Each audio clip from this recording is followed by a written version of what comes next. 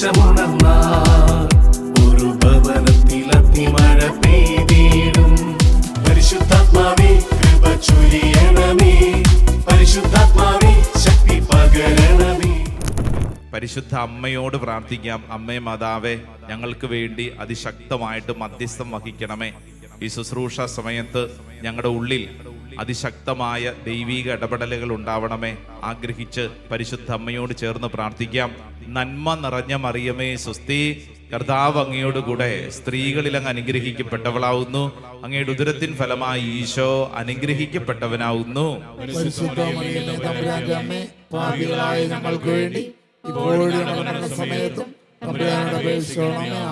പ്രത്യേകിച്ച് നിങ്ങൾ പ്രാർത്ഥിക്കണം. നിങ്ങളോട് പ്രാർത്ഥനാ സഹായം ചോദിച്ചിട്ടുള്ള ഒത്തിരി പേരുണ്ടല്ലോ. ഓൺലൈൻ ശുശ്രൂഷയിൽ പങ്കെടുക്കുന്നവരെ, എന്താണ് നിങ്ങളുടെ ഉള്ളിൽ അനേകർക്ക് വേണ്ടിയുള്ള പ്രാർത്ഥനയുണ്ടല്ലോ, അത് സമർപ്പിച്ചേ. ഈശോയെ, അതിശക്തമായ ഒരു ദൈവിക ഇടപെടൽ സംഭവിക്കണമേ. നമുക്ക് ചേർന്ന് പ്രാർത്ഥിക്കാം. നന്മ നിറഞ്ഞ മറിയമേ സ്വസ്തി, കർത്താവ് അങ്ങയോടുകൂടെ സ്ത്രീകളിൽ അങ്ങ് അനുഗ്രഹിക്കപ്പെട്ടവളാവുന്നു. അങ്ങയുടെ ഉദരത്തിൻ ഫലമായി ഈശോ അനുഗ്രഹിക്കപ്പെട്ടവനാവുന്നു. പരിശുദ്ധ മറിയമേ തമ്പുരാന്റെ അമ്മേ, പാപികളായ ഞങ്ങൾക്ക് വേണ്ടി ഇപ്പോഴും ഞങ്ങളുടെ മരണസമയത്തും തമ്പുരാനോട് അപേക്ഷിച്ചുകൊള്ളണമേ. ആമേൻ. ചേർത്ത് പിടിച്ച കരങ്ങളൊന്ന് ഉയർത്തിപ്പിടിച്ചാലോ? നന്നായിട്ടൊന്ന് ഉയർത്തിപ്പിടിച്ച് കണ്ണുകളടച്ച് പ്രാർത്ഥിച്ചോളൂ. പ്രത്യേകിച്ച് നമ്മുടെ നിയോഗങ്ങൾ മനസ്സിൽ ഓർക്കുക. ഇന്നത്തെ ഈ ശുശ്രൂഷയിൽ പങ്കെടുക്കുന്നതിന്റെ ഭാഗമായി ദൈവം ഇടപെടണമെന്ന് ആഗ്രഹിക്കുന്ന ചില നിയോഗങ്ങളുണ്ട്. പ്രയർ ഇന്റൻഷൻസ് സമർപ്പിക്കുക. ഓ ദൈവത്തിന്റെ ആത്മാവെ, അതിശക്തമായി ഈ ശുശ്രൂഷ സമയത്ത് ഇടപെടണമേ. പ്രത്യേകമായിട്ട് ഇപ്പോൾ ഈ ശുശ്രൂഷയിൽ പങ്കെടുക്കുന്നവര്, ഇത് വെറുതെ കാണാൻ വന്നിരിക്കുന്നവര്, വളരെ അവിചാരിതമായിട്ട് പോലും ഈ ശുശ്രൂഷ പങ്കെടുക്കുന്നവരുണ്ടാവും. പരിശുദ്ധാത്മാവെ, അതിശക്തമായി ഇടപെടണമേ. ആഗ്രഹിക്കാം, ചേർന്ന് പ്രാർത്ഥിക്കാം.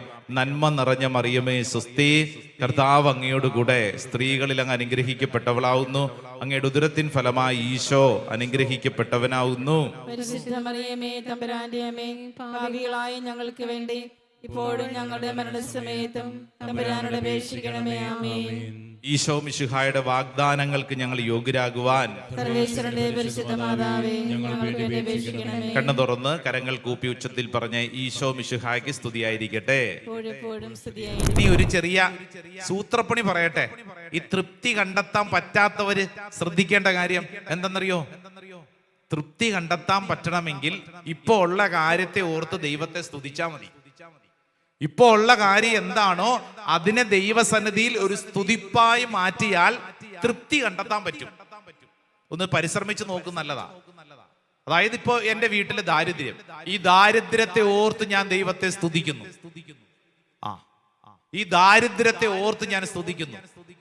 ഇപ്പൊ ഇവിടെ ഇരിക്കുന്ന ഒരു ഭാര്യ ചിന്തിക്കുവാണ്, എന്റെ ഭർത്താവ്, അയാൾക്ക് ഇങ്ങനത്തെ സ്വഭാവം പോയല്ലോ, എന്ത് ചെയ്യും ദൈവമേ, ഭാരം ഭാരം ഭാരം. രാവിലെ തൊട്ട് ഇയാളെന്താ ഇങ്ങനെ എന്നും ചിന്തിച്ചോണ്ടിരുന്ന അങ്ങനെ കൂടിക്കൊണ്ടിരിക്കും. അതിന് പകരം എന്ത് ചെയ്യണം? എന്റെ ഭർത്താവിനെ ഓർത്ത് ഞാൻ സ്തുതിക്കുന്നു, എന്റെ ഭർത്താവിനെ ഓർത്ത് ഞാൻ നന്ദി പറയുന്നു. ഇങ്ങനെ ഒരു ഭർത്താവിനെ തന്ന ദൈവമേ നിനക്ക് നന്ദി പറയുന്നു. ആദ്യം ഇച്ചിരി ബുദ്ധിമുട്ടായിരിക്കും. സാവധാനം നമുക്ക് ഈ നന്ദി പറയുന്നതനുസരിച്ച് നമ്മുടെ ഉള്ളില് സന്തോഷം, തൃപ്തി നിറയാൻ തുടങ്ങും. ഹല്ലേലൂയാ. ഇത് ഏത് കാര്യത്തിലും പ്രയോഗിച്ചു നോക്കാവുന്ന ഒരു കാര്യമാണ്. ഏത് കാര്യത്തിലും. ഇപ്പൊ രോഗം, നമ്മൾ വളരെ അസ്വസ്ഥപ്പെടും. എന്നാലും എനിക്ക് ഈ രോഗം വന്നല്ലോ, എനിക്ക് മാത്രം വന്നല്ലോ, ഓ ദൈവമേ എൻ്റെ ജീവിതം.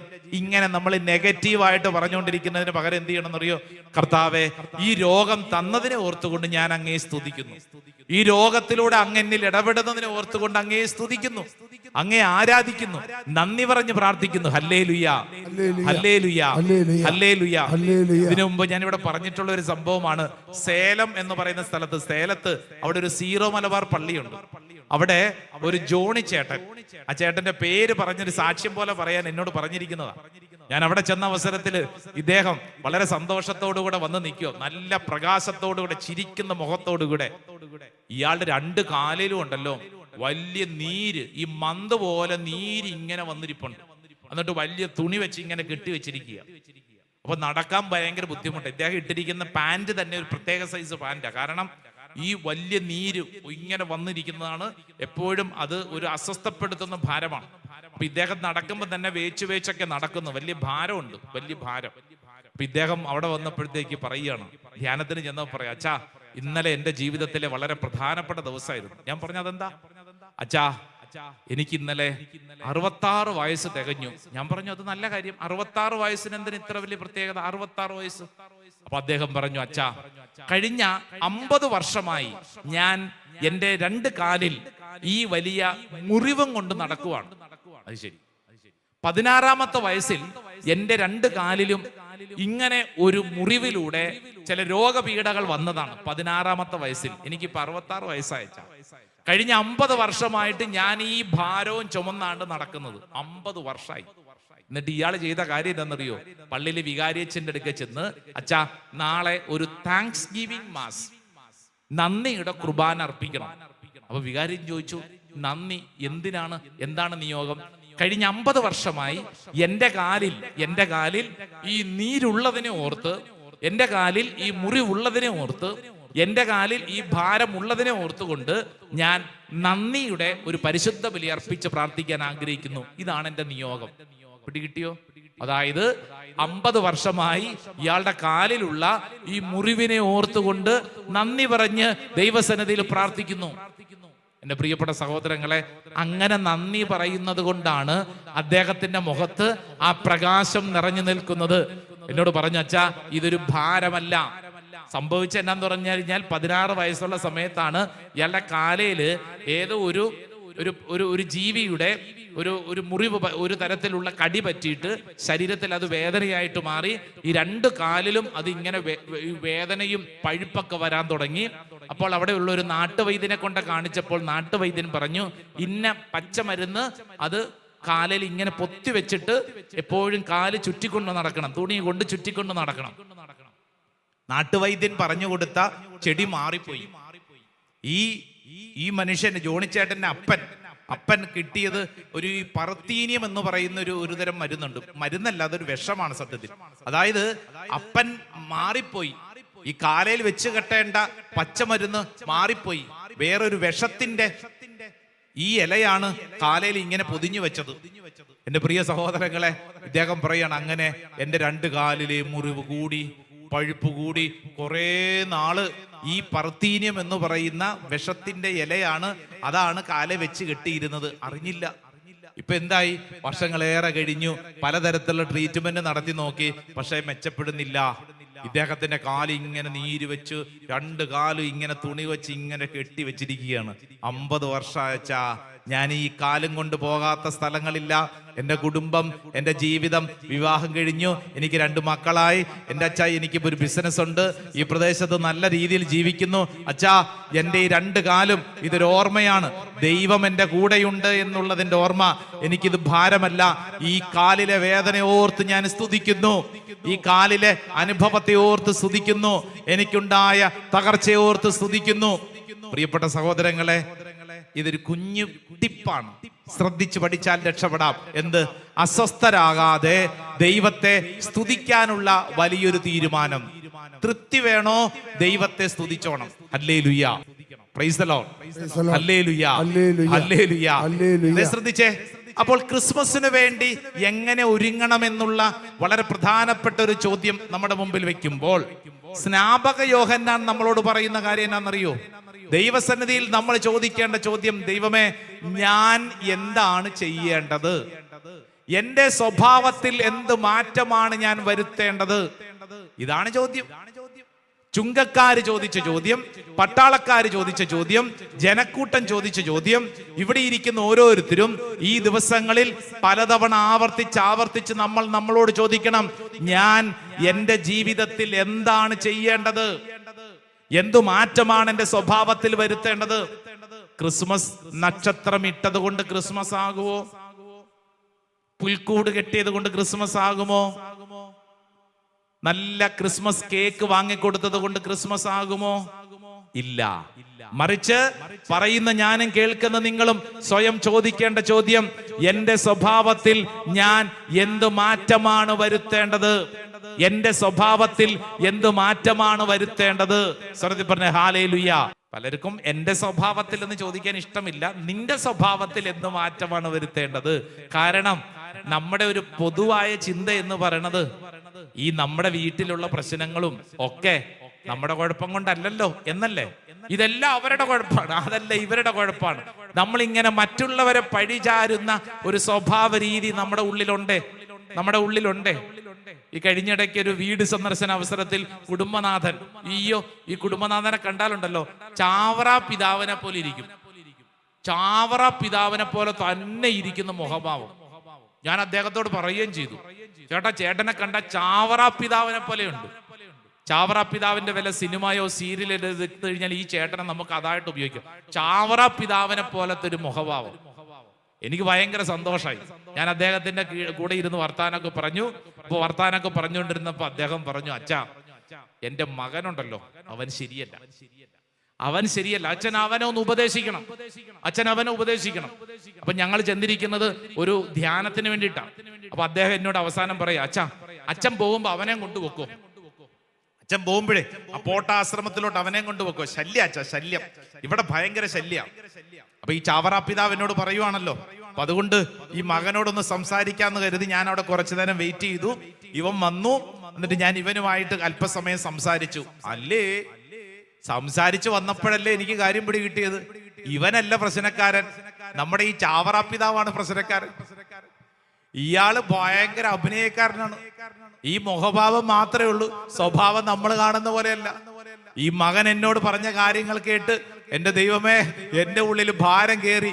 ഞാൻ ചോദിച്ചു, എടാ നിന്റെ അപ്പനോ? അതെ അച്ഛാ. ആർക്കും തോന്നിയല്ല. എന്റെ അപ്പന്റെ കാര്യം ഞാനീ പറയണേ. എന്റെ അപ്പന്റെ സ്വഭാവ രീതികളാണ് അച്ഛാ. എന്ത് ചെയ്യും? എല്ലാവരുടെയും വിചാരം ഞാനാണ് പ്രശ്നക്കാരൻ. അച്ഛാ, ഈ കാര്യങ്ങൾ കാണണം, കേൾക്കണം. എന്നെ പിന്നെ ഈ ചെറുക്കൻ തെളിവുകളൊക്കെ നിരത്തി. ഇയാളുടെ സ്വഭാവ രീതികൾ, ഇഷ്ടം പോലെ തരത്തിലുള്ള തെറ്റായ ജീവിത രീതികളുള്ള മനുഷ്യൻ പുറമേ കണ്ടു കഴിഞ്ഞാൽ നല്ല ചാവറാപ്പിതാവിനെ പോലെ ഇരിക്കും. ഇങ്ങോട്ട് നോക്കിക്കേ എന്റെ പ്രിയപ്പെട്ട സഹോദരങ്ങളെ. നമ്മുടെ ഉള്ളില് സ്വഭാവത്തില് വ്യത്യാസം വരുത്തുവാൻ ഈശോ നമ്മളെ വിളിക്കുകയാണ്. ഈ ക്രിസ്മസ് കാലഘട്ടം നമ്മുടെ ഉള്ളിലാണ് ചില രീതികൾക്ക് വ്യത്യാസം വരേണ്ടത്. നമ്മുടെ സ്വഭാവത്തിലാണ് മാറ്റം വരേണ്ടത്. ഈശോയോട് ചോദിക്കേണ്ട ചോദ്യം, ഈശോയെ, ഞാൻ എന്താണ് ചെയ്യേണ്ടത്? എന്റെ സ്വഭാവത്തിൽ മാറ്റം വരുത്താൻ, എന്റെ ജീവിത രീതികളിൽ ചില ക്രമീകരണങ്ങൾ ആവശ്യമാണെന്ന് ഞാൻ തിരിച്ചറിയുന്നു. ഞാൻ എന്താണ് ചെയ്യേണ്ടത്? ഈശോയോട് ചോദിക്കേണ്ട സമയം. മറ്റുള്ളവരെ കുറ്റപ്പെടുത്താനല്ല, നമ്മുടെ കുറവുകളെ ദൈവസന്നിധിയിൽ സമർപ്പിച്ച് ഒരു വിശുദ്ധീകരണം നമുക്ക് ആവശ്യമാണ്. Hallelujah, hallelujah. ഒരു ഭാര്യയും ഭർത്താവും തമ്മിലുള്ള പ്രശ്നം പരിഹരിക്കപ്പെടുന്നതിന് വേണ്ടി ഒരു ചർച്ച വെച്ചിരിക്കുകയാണ്. അപ്പോൾ ഭാര്യ വന്നിരിക്കുകയാണ് എന്റെ മുമ്പിലോട്ട്. വലിയൊരു ഫയല്, ഇത്രയുള്ള ഫയല് കൊണ്ട് മേശപ്പുറത്ത് അങ്ങോട്ട് വെച്ചു. എന്നിട്ട് എന്നോട് പറഞ്ഞു, അച്ഛാ, ഭർത്താവ് വരുന്നതിന് മുമ്പേ ഞാൻ വന്നതാ. ചേട്ടൻ വരുന്നുണ്ട്. ഞാൻ അതിനു മുമ്പേ അച്ഛൻ്റെ അടുക്കെ വന്നെന്തിനാന്നറിയൂ? ഇത് മുഴുവൻ എന്റെ ഭർത്താവിനെതിരെയുള്ള തെളിവുകളാണ്. അച്ഛാ, കഴിഞ്ഞ ഇത്രയും വർഷങ്ങളായിട്ട് ഞാൻ ശേഖരിച്ച് വെച്ചിരുന്ന തെളിവുകളാണ്. ഫോട്ടോ സഹിതം ഉണ്ട് അച്ഛാ. വാട്സപ്പിലെ ഫോട്ടോയൊക്കെ ഞാൻ എടുത്ത് പ്രിന്റ് ചെയ്ത് ഫയലാക്കി വെച്ചിട്ടുണ്ട്. എന്ന് പറഞ്ഞാൽ കോടതിയിൽ പ്രസന്റ് ചെയ്യുന്നത് പോലെ ഒരു വലിയ കെട്ട് ഫയല്. ഭർത്താവ് ഇന്ന വർഷം ഇന്ന ദിവസം ഇന്ന സമയം എന്നോട് ഇങ്ങനെ പറഞ്ഞു. അച്ഛാ നോക്കച്ചാ, നോക്ക്, ഞാൻ എഴുതി വെച്ചിട്ടുണ്ട്. അച്ഛാ, അത് കഴിഞ്ഞിട്ടുള്ള വർഷം ഒരു മേശപ്പുറത്ത് മുഴുവൻ ഫയലുകൾ. എന്നിട്ട് പറഞ്ഞു, അച്ഛാ, ഇത് മുഴുവൻ എന്റെ ഭർത്താവിനെ കുറിച്ച് ഞാൻ കണ്ടുപിടിച്ച തെറ്റുകളാണ്. അയാള് കാണുന്ന പോലെയല്ല അച്ഛാ, കാണുന്ന പോലെയല്ല. അയാള് ശരിയല്ല അച്ഛാ. അയാളുണ്ടല്ലോ നന്നായി സംസാരിച്ച് അച്ഛനെ വീഴ്ത്തിക്കളയും. അച്ഛാ, അയാളെ സൂക്ഷിക്കണം. അയാള് ഭയങ്കര ഡിപ്ലോമാറ്റിക് ആയിട്ട് പെരുമാറിക്കളയും. അച്ഛൻ അറിയത്തില്ല അച്ഛ പുറമേ കാണുന്ന പോലെ അല്ല അച്ഛാ. ഞാൻ ഈ ഫയലുകളൊക്കെ കൊണ്ടുവന്ന് എന്തിനാണെന്നറിയാവോ? അച്ഛാ, അയാളെ കുറിച്ച് അച്ഛൻ പഠിക്കണം. പുറമേ കാണുന്ന പോലെ അല്ല, പകൽമാന്യനാണ് അച്ഛാ, പകൽമാന്യൻ. അച്ഛാ, അയാളെ ശരിയാക്കണം. ഈ ഫയൽ മുഴുവൻ അച്ഛാ എന്റെ ഭർത്താവിനെ കുറിച്ചുള്ള തെളിവുകളാണ്. അയാളുടെ ജീവിതം മുഴുവൻ ഞാനിത് എടുത്തു വെച്ചിരിക്കുകയാണ്. ദൈവമേ, എത്ര വർഷമായെന്നറിയോ ഈ ചേച്ചി ഭർത്താവിന്റെ കുറ്റങ്ങളും കുറവുകളും ഒരു പേപ്പറിൽ, A4 സൈസ് പേപ്പറിൽ എഴുതിയും ഫോട്ടോ എടുത്ത് വെച്ചും അങ്ങനെ രേഖകളൊക്കെ റെഡിയാക്കി ഒരു വലിയ കെട്ടാണ് കൊണ്ട് മേശപ്പുറത്ത് വെച്ചിരിക്കുന്നത്. ഞാൻ പറഞ്ഞു, ചേച്ചി കൊള്ളാം, കലക്കി. പക്ഷെ ഞാനൊരു കാര്യം ചോദിച്ചോട്ടെ ചേച്ചി, ഈ ഫയൽ അങ്ങോട്ട് മാറ്റി വെക്കൂ. ചേച്ചി, സഹോദരി, ഭാര്യ, നിങ്ങളുടെ സ്വഭാവത്തിൽ എന്തെങ്കിലും മാറ്റം വരുത്താനുണ്ടോ? അച്ഛന് പറഞ്ഞാൽ മനസ്സിലാകത്തില്ലേ?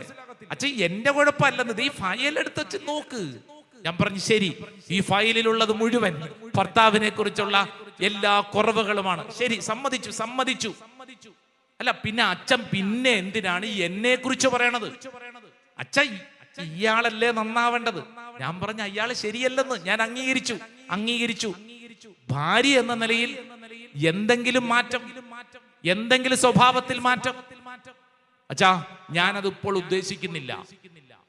അച്ഛാ എന്റെ സ്വഭാവം മാറാൻ ഞാൻ ഉദ്ദേശിക്കുന്നില്ല. അത് ഇയാളൊന്ന് നന്നാവട്ടെ, ഇയാളൊന്ന് നമുക്ക് പൂട്ടണം. എന്റെ ദൈവമേ, ഈ ഭാര്യയോട് എന്തെല്ലാം പറഞ്ഞാലും കേൾക്കത്തില്ല.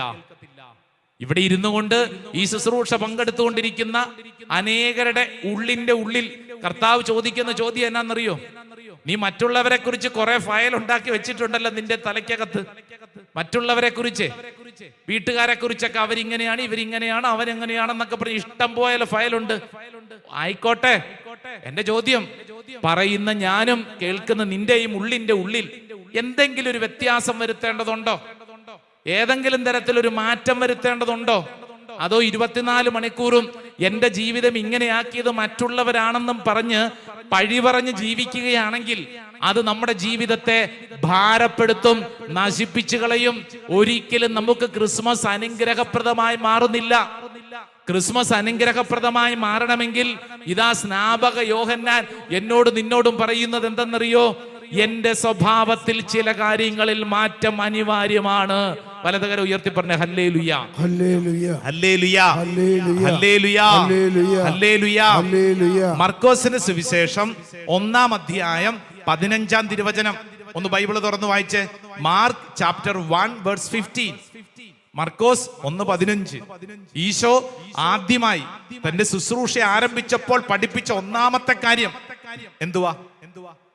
മർക്കോസ് 1:15 വായിച്ചേ. സമയം പൂർത്തിയായി. അവൻ പറഞ്ഞു സമയം പൂർത്തിയായി, ദൈവരാജ്യം സമീപിച്ചിരിക്കുന്നു. അനുദപിച്ച് സുവിശേഷത്തിൽ വിശ്വസിക്കുവിൻ. Hallelujah, hallelujah, hallelujah. അനുദപിച്ച് സുവിശേഷത്തിൽ വിശ്വസിക്കുവിൻ. Praise the Lord. Hallelujah, hallelujah. അനുദപിച്ച് സുവിശേഷത്തിൽ വിശ്വസിക്കണം എന്ന് പറഞ്ഞു കഴിഞ്ഞാൽ അർത്ഥം എന്താ? നിന്റെ ജീവിതത്തിൽ സ്വഭാവ രീതികളിൽ മാറ്റം വരുത്താൻ സമയമായി. ആമേൻ, ആമേൻ, ആമേൻ, ആമേൻ. നാളേക്കല്ല വെക്കേണ്ടത്. ഈ ദിവസങ്ങളിൽ ദൈവത്തിന്റെ ആത്മാവ് നമ്മളെ പഠിപ്പിക്കുകയാണ്. എന്റെ സ്വഭാവ രീതികളിൽ ഞാൻ മാറ്റം വരുത്തേണ്ട സമയമായി. വിശ്വസിക്കുന്നവർ വലതുകരം ഉയർത്തി പറഞ്ഞ ഹല്ലേലൂയ, ഹല്ലേലൂയ, ഹല്ലേലൂയ. നമ്മുടെ സ്വഭാവ രീതികളിൽ മാറ്റം വരുത്താൻ സമയമായി. ഈ മാറ്റം വരുത്തുന്നതിന്റെ ഭാഗമാണ് നമ്മൾ കുമ്പസാരിക്കുന്നത്. അല്ലെ, കുമ്പസാരിക്കാറില്ലേ? ഉണ്ടോന്ന്? എന്റെ അച്ഛാ, ഞങ്ങൾ നല്ല മനുഷ്യരാണ്, ഞങ്ങൾ കുമ്പസാരിക്കാറുള്ളവരാണ്. കുമ്പസാരിക്കുമ്പോൾ എന്തെങ്കിലും മാറ്റം വരാറുണ്ടോ? എന്തെങ്കിലും മാറ്റം വരാറുണ്ടോ? അങ്ങനെ ചോദിച്ചു കഴിഞ്ഞാൽ ഞങ്ങൾ കുമ്പസാരിക്കും. അല്ല, ഈ കുമ്പസാരിക്കുമ്പോഴേ നമ്മുടെ ഉള്ളിൽ എന്തെങ്കിലും മാറ്റം വരാറുണ്ടോ? എന്തെങ്കിലും സ്വഭാവത്തിൽ മാറ്റം വരാറുണ്ടോ?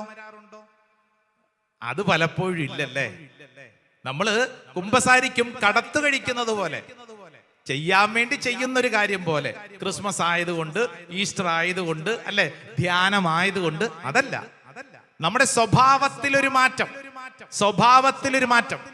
നിങ്ങൾക്ക് പഠിക്കാൻ ഒരു നല്ല വാക്ക് പഠിപ്പിക്കാം. അത് ഈ മാനസാന്തരം എന്നുള്ളതിന് ഹീബ്രു ഭാഷയിലുള്ളൊരു വാക്ക് ശുബ് എന്നാണ്. എന്താണ്? ശുബ്, SHUB, ശുബ്. എന്താണ് വാക്ക്? ഷിബു അല്ല, ശുബ്. ശുബ്, മാനസാന്തരം. എന്താണ് വാക്ക്? മാനസാന്തരത്തിന്റെ വാക്ക് ഏതാ? ശുബ് എന്ന് പറഞ്ഞു കഴിഞ്ഞാൽ ഇംഗ്ലീഷിൽ നമുക്ക് പറയാം ടേൺ ആൻഡ് അഗെയിൻ ടേൺ. തിരിയുക, വീണ്ടും തിരിയുക. ഒന്ന് പറഞ്ഞേ. തിരിയുക, വീണ്ടും തിരിയുക. ഒന്നും കൂടെ പറഞ്ഞേ. ഒന്നും കൂടെ പറഞ്ഞേ. പറഞ്ഞേ ഹല്ലേലൂയ, ഹല്ലേലൂയ, ഹല്ലേലൂയ, ഹല്ലേലൂയ. ഇത് മനസ്സിലാക്കാൻ ചേട്ടൻ ഇങ്ങോട്ടൊന്ന് ചേട്ടൻ കിട്ടുന്ന ഒരു ഉദാഹരണം കാണിച്ചു. ഉദാഹരണം ഏതാണ്? വാക്ക് ഏതാ? വാക്ക് ശുഭ്. അർത്ഥം എന്താ? തിരിയുക, വീണ്ടും തിരിയുക. ദേ പ്രിയപ്പെട്ട ചേട്ടൻ ഇവിടെ ഇപ്പുണ്ട്. ചേട്ടാ ഒന്ന് തിരിഞ്ഞേ. തിരിഞ്ഞു. എന്തോരം തിരിഞ്ഞു? പറ. എന്തോരം തിരിഞ്ഞു? തിരിയാൻ പറഞ്ഞു, തിരിഞ്ഞു. എന്തോരം തിരിഞ്ഞു? പകുതി. കറക്റ്റ്. ഇനി അത് സ്കൂളിലൊക്കെ പഠിച്ചതുപോലെ ഒന്ന് പറഞ്ഞു നോക്കിയേ. ഒരു ഡിഗ്രി വൈസ് മൊത്തം തിരിയുന്ന എന്ന് പറഞ്ഞു കഴിഞ്ഞാൽ തിരിയുക. ചേട്ടാ ഒന്നും കൂടെ തിരിഞ്ഞേ. തിരിഞ്ഞു. ഇപ്പൊ എത്ര തിരിഞ്ഞു? മൊത്തം എത്രയാ? ഒരു റൗണ്ട് എന്ന് പറഞ്ഞ എത്രയാ? 360 ഡിഗ്രി. എത്രയാണ്? 360 ഡിഗ്രിയിലാണ് ചേഞ്ച്. തിരിയുക, വീണ്ടും തിരിയുക. 360 ഡിഗ്രിയാണ് മൊത്തം, അല്ലെ ചേട്ടാ? ഒന്നും കൂടെ തിരിയുക. ചേട്ടൻ തിരിഞ്ഞു. എത്ര തിരിഞ്ഞു? 180, 180 തിരിഞ്ഞു. ഓക്കെ. അപ്പൊ നമ്മൾ പഠിച്ച വാക്കേതാ? തിരിയുക, വീണ്ടും തിരിയുക. ചേട്ടൻ ഒന്നും കൂടെ തിരിഞ്ഞേ. ഒന്നും കൂടെ തിരിഞ്ഞു. ഇപ്പൊ എത്രയായി? 360. ഓക്കെ. വാക്കേതാണ്? ശുഭ്. തിരിയുക, വീണ്ടും തിരിയുക. ചില പാവങ്ങൾ ഇങ്ങനെ കഷ്ടപ്പെട്ട് നോക്കുന്നുണ്ട്, എന്തിനാ ദൈവം ഇതൊക്കെ ഞങ്ങളെ പഠിപ്പിക്കുന്നത്? പഠിക്കാം. ഒരു ഉദാഹരണം പറയാം. പത്രോസ് പാപം ചെയ്തു, യൂദാസ് പാപം ചെയ്തു. ശരിയല്ലേ? ഇതിൽ ഗൗരവമുള്ള പാപം ആരുടെയാ? പാപം ഗൗരവമുള്ളതാണ്. എങ്കിലും പത്രോസ് പാപം ചെയ്ത്, യൂദാസ് പാപം ചെയ്തു. ഗൗരവമുള്ള ഏതാ? കേട്ടില്ല. പത്രോസാണോ? യൂദാസാണോ? കാരണം യൂദാസ് ഒറ്റിക്കൊടുത്തു. പത്രോസ് അറിഞ്ഞുകൂടാന്ന് പറഞ്ഞു. അത് തെറ്റല്ലേ? അത് ഒരു പ്രാവശ്യം അല്ല, 3 പ്രാവശ്യം അല്ലേ? അപ്പൊ ഗൗരവമുള്ള ഏതാ? ഇനി ഒന്നും കൂടെ ചിന്തിച്ചെന്ന്. പത്രോസ് ലീഡർ അല്ലേ? ലീഡർ പാപം ചെയ്യുന്നതും ശിഷ്യൻ പാപം ചെയ്യുന്ന വ്യത്യാസമുണ്ടോ? ഇല്ലേ? ഉദാഹരണത്തിന് ഞാൻ ചെയ്യുന്നൊരു പാപം, ഇതേ പാപം തന്നെ അല്ലേ? ഞാൻ അപ്പുറത്തിരുന്നോണ്ട് മദ്യപിക്കുന്നു എന്നുള്ളത് പോലെ ഈ ചേട്ടന് മദ്യപിക്കുന്നു. ഇതിലേതാ ഗൗരവം ഉള്ളത്? അച്ഛൻ ചെയ്യുന്ന അത് നിങ്ങൾക്കറിയാം അല്ലേ? അതെന്താ അങ്ങനെ ആയത്? ഞങ്ങൾ രണ്ടുപേരും ഒരേ പാപം അല്ലേ ചെയ്ത്, പിന്നെ എന്താ എന്റെ പാപത്തിന് ഇത്ര ഗൗരവം കൂടുതൽ? എന്നാലും അച്ഛനല്ലേ, അച്ഛനിൽ നിന്ന് ഞങ്ങൾ അത് പ്രതീക്ഷിക്കുന്നില്ല. അച്ഛനല്ലേ അല്ലേ? അതും അച്ഛനൊരു ധ്യാന കേന്ദ്രത്തിൽ അച്ഛൻ അത് മറ്റേ ചേട്ടൻ പാവം അതിനെന്തോ ഒരു സങ്കടം കൊണ്ട് അത് കുടിച്ചതായിരിക്കും. പക്ഷെ അച്ഛനിൽ നിന്ന് പ്രതീക്ഷിക്കുന്നില്ല. പിടി കിട്ടിയോ? Hallelujah, hallelujah, hallelujah. ഇനി നമ്മൾ ചിന്തിക്കുക, ചേട്ടൻ ഈ ധ്യാന കേന്ദ്രത്തിലെ കൗൺസിലറാണ്. കൗൺസിലർ ആയിട്ടുള്ളൊരു ചേട്ടനും അതേസമയം തന്നെ ഇവിടെ വന്നിരിക്കുന്ന സാധാരണക്കാരനും. ഈ ചേട്ടൻ മദ്യപിക്കുന്നു, അവിടെ ഇരിക്കുന്ന സാധാരണക്കാരനും മദ്യപിക്കുന്നു. ഗൗരവം കൂടുതലേതാ? ഈ ചേട്ടൻ ചെയ്യുന്ന. കാരണം പോട്ടാശ്രമത്തിലെ കൗൺസിലർ അല്ലേ? കൗൺസിലറിൽ നിന്ന് നമ്മളത് പ്രതീക്ഷിച്ചില്ലല്ലോ. മറ്റേ പാവം ചേട്ടൻ, അത് പാവം എന്ന് പറഞ്ഞാൽ എന്ത് മനസ്സിലായി?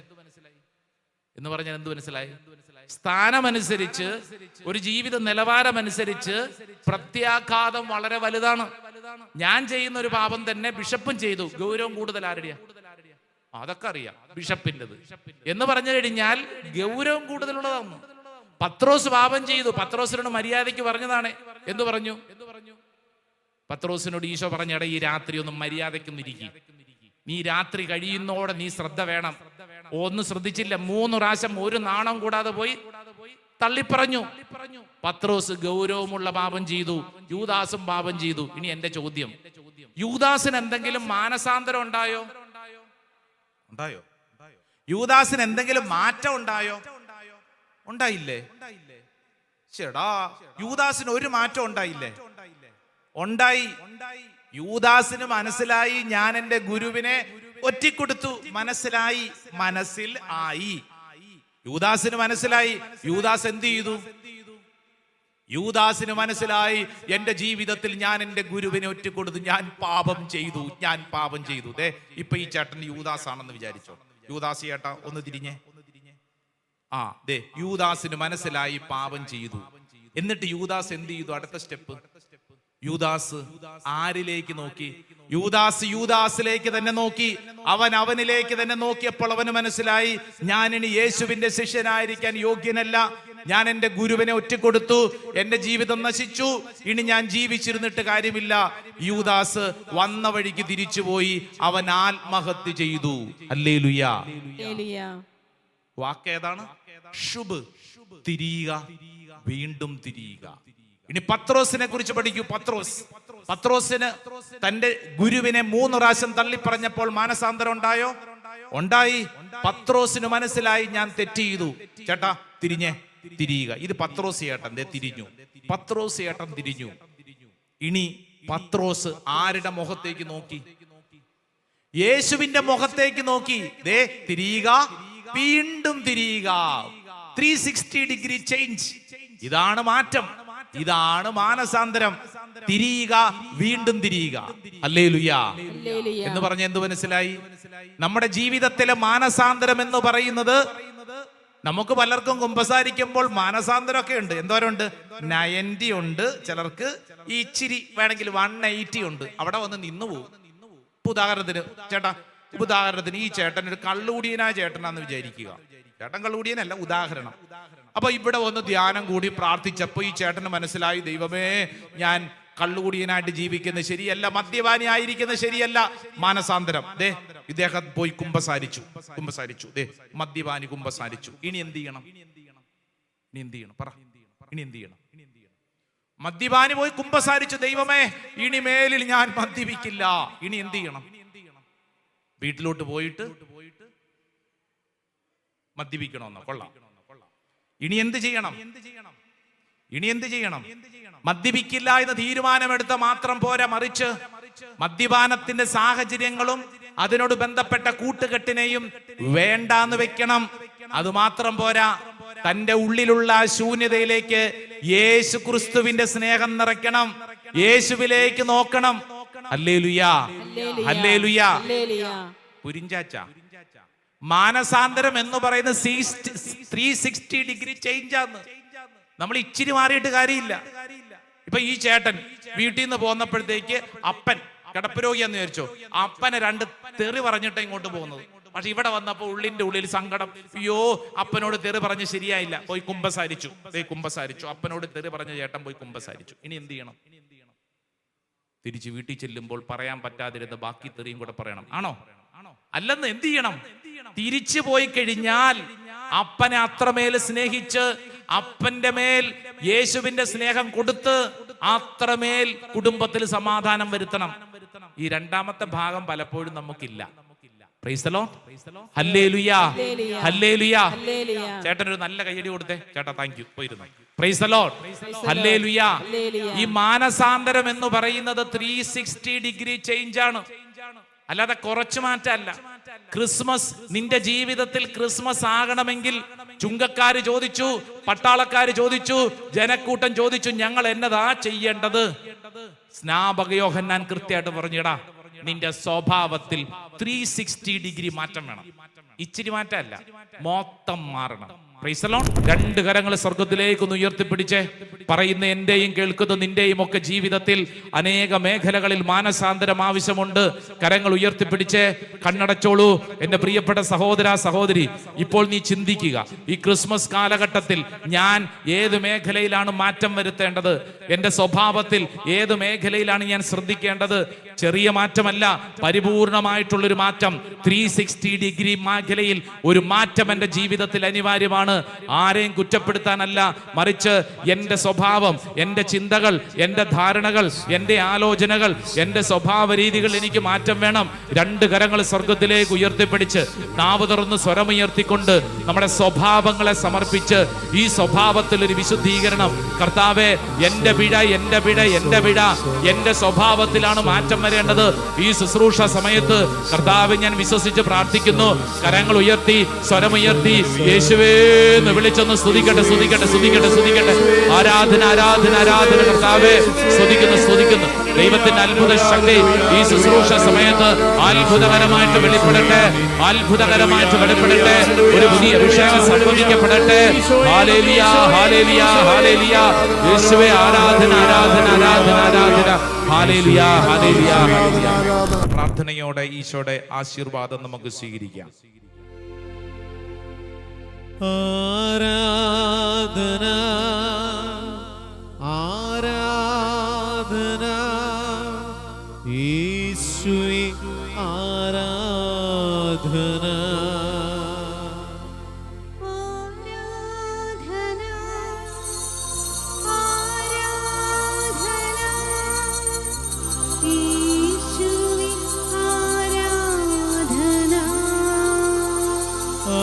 ആരാധന ആരാധന യേശുവേ